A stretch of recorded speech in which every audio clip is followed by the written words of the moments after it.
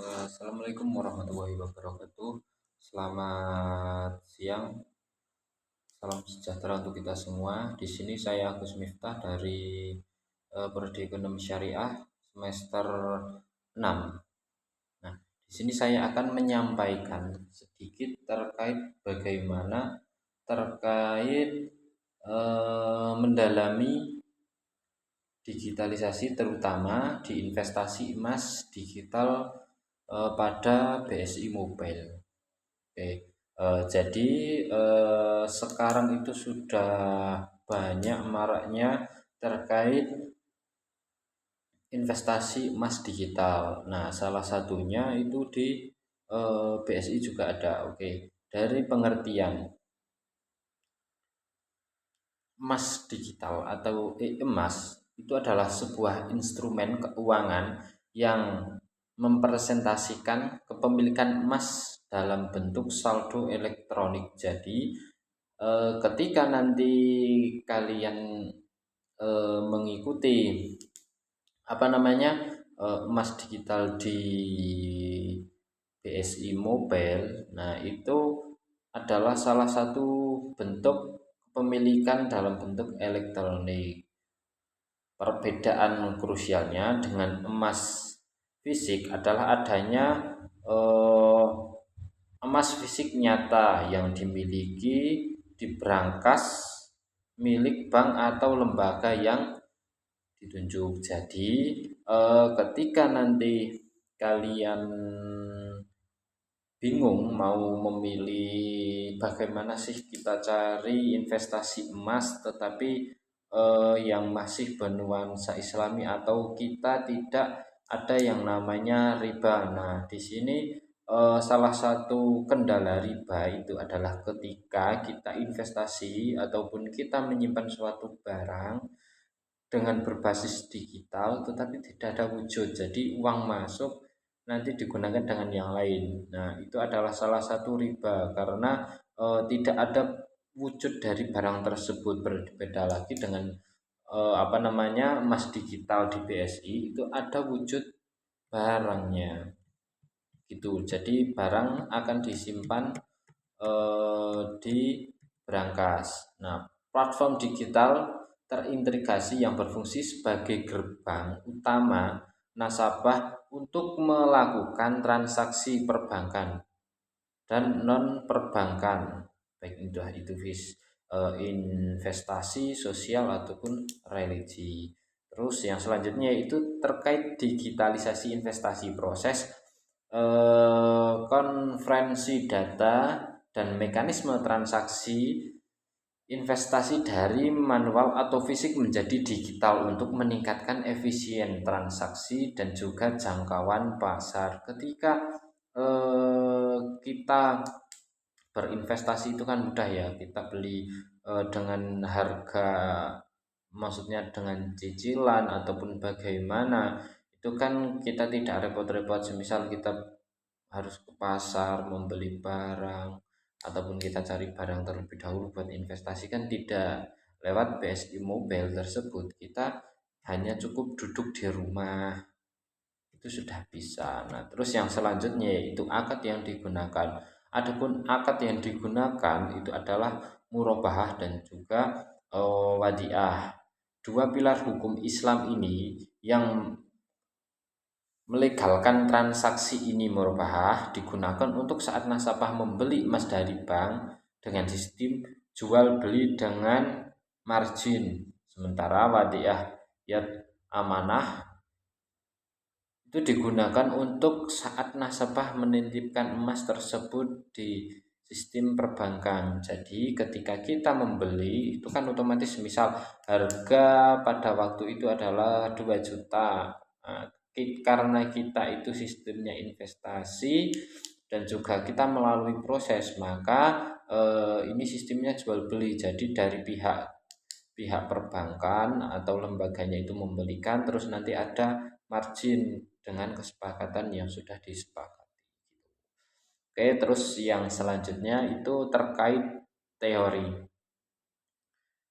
dan juga sejarah perkembangan dan juga prospek strategi. Nah, dari landasan teori tersebut ini ya, digitalisasi emas bersandar pada teori inklusi keuangan dan teori emas digital. Secara teoritis, digitalisasi menghilangkan hambatan masuk seperti modal besar dan akses geografis. Kita kan tidak perlu jauh-jauh dari rumah untuk mencari, ataupun kita bingung mau di mana dengan uang yang seadanya kan bisa. Terus khususnya perlindungan harta. Nah, kita otomatis ketika kita menimbun harta ataupun kita mempunyai harta yang lebih, otomatis kan kita meningkatkan keamanan di rumah kita. Nah, itu kan juga perlu juga perlindungan harta dengan cara menyediakan instrumen investasi yang aman dan stabil. Nah, jadi kalau di lembaga keuangan itu kan baik dari keamanan, entah itu dari keamanan pihak digital ataupun barangnya juga akan aman. Oke, terus yang selanjutnya yaitu eh, sejarah perkembangan. Jadi dulu di era konvensional itu investasi emas secara tradisional itu melibatkan pembelian perhiasan atau logam mulia batangan di toko fisik. Kendalanya adalah selisih harga yang tinggi, risiko kehilangan, dan sulit menjual kembali ke dalam waktu yang cepat. Jadi ketika kita dimana kita punya suatu barang pada zaman dahulu ya, itu kan entah itu risiko kehilangan, selisih dari harga, ataupun juga susah untuk menjual dengan waktu yang cepat. Kita kan butuh, kalimatnya kan kita butuh uang yang lebih pada waktu hari itu. Nah, sedangkan kalau kita punya barang fisik itu agak lama gitu, ada waktu. Oke, terus yang selanjutnya itu di era kita lahirnya BSI sebagai bank syariah terbesar di Indonesia mempercepat standarisasi produk digital. Fitur emas diperkenalkan sebagai respon atas tingginya minat masyarakat terhadap investasi emas selama pandemi COVID-19, di mana mobilitas fisik terbatas namun kebutuhan akan aset stabil meningkat. Jadi pada waktu itu banyak yang butuh tetapi barang yang susah didapatkan karena kan tidak semua orang mudah mengakses hal tersebut. Oke, prospek ke depan. Emas digital diprediksi akan menjadi mata uang cadangan pribadi pada individu. Prospek meliputi digital kontrenal, menggunakan saldo emas digital sebagai gunaan otomatis untuk membiayai konsumtif ataupun produktif tanpa harus menyerahkan fisik secara manual. Terus yang selanjutnya yaitu gadai emas online, integrasi fitur gadai gadai langsung dari saldo emas digital, mendapatkan kuantitas instan.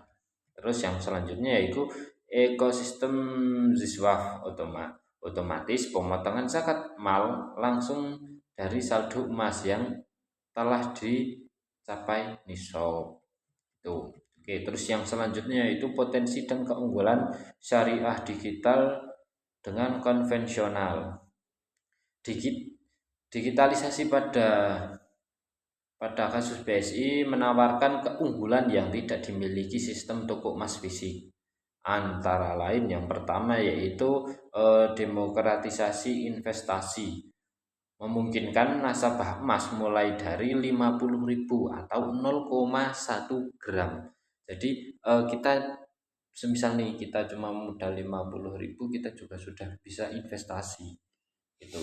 Hal ini mematahkan stigma bahwa investasi emas hanya untuk golongan kaya. Jadi misal kita menyisihkan 50.000 itu sudah bisa buat investasi. Oke, terus yang selanjutnya itu transaksi dan real time printing. Harga emas diperbarui setiap menit mengikuti pergerakan pasar emas dunia. Hal ini mencegah praktik gharar atau ketidakjelasan yang sering terjadi di toko retail. Jadi harga itu harus pasti ya, dan update setiap saatnya. Biasa.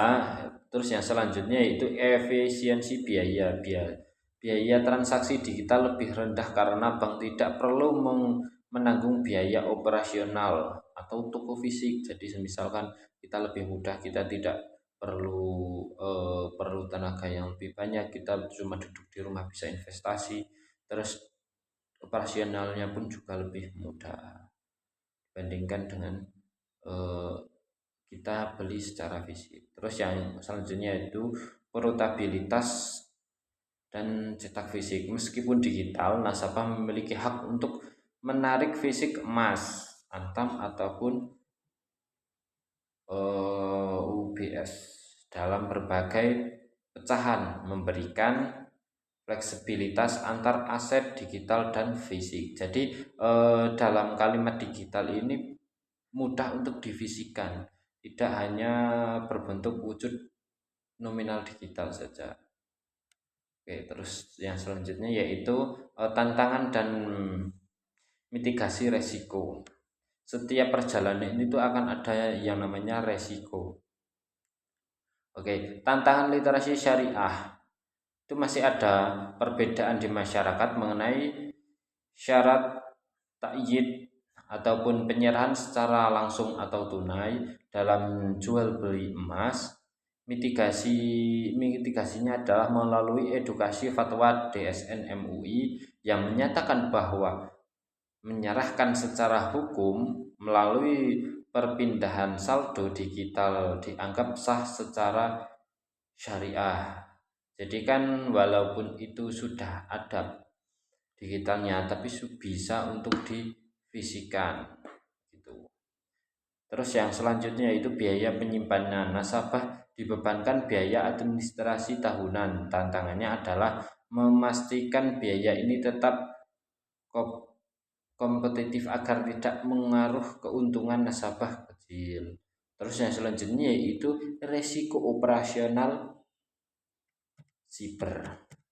Oke, kebocoran data pribadi BSI terutama diperkuat infrastruktur IT pasca gangguan sistem yang pernah terjadi untuk memulihkan dan menjaga kepercayaan publik.